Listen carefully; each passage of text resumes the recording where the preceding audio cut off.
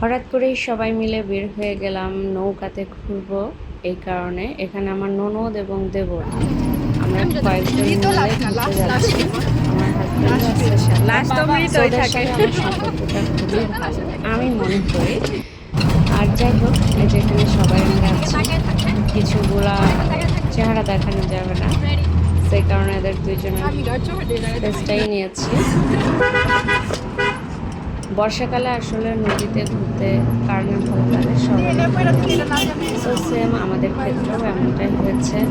আমরা এই যে অলরেডি চলে এসেছি, এখন আমরা একটা বোট ভাড়া করব এখান থেকে।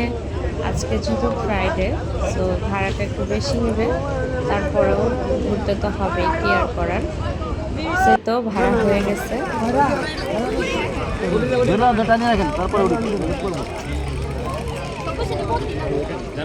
না নিয়ে আসো, সব কি আমরাই করব? অটোতে আসলাম আমরা। সবার কেমন লাগতেছে বলো?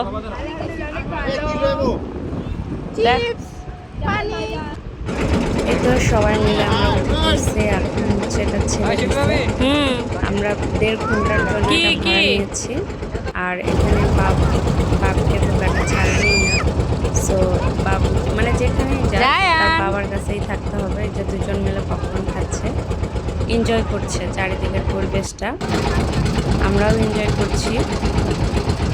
নৌকাতে ঘুরতে আসলে সন্ধ্যার দিকেই সবচেয়ে ভালো লাগে। এই যে প্রায় সন্ধ্যা হয়ে গিয়েছে। সো আমরা 1.5 ঘন্টা ঘুরবো। আর এখানে আমি একটু ভিডিও করে নিচ্ছি। অনেক কষ্ট হয়েছে, পানিতে পা দিতেই পারিনি। তো সবাই মিলে একটু গল্প গুজব করছি। তুমি না আনতে চাইছিলা?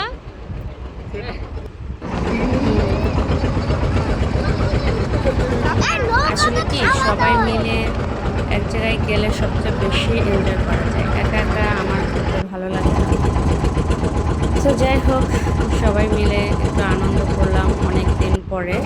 ওদেরকে নিয়ে তো সহজে আসা হয় না। এবার হুট করে প্ল্যান করলাম, হুট করেই চলে আসলাম। আর এখানে ফটো সেশন হচ্ছে, সবাই তো ছবি তোলা নিয়ে ব্যস্ত।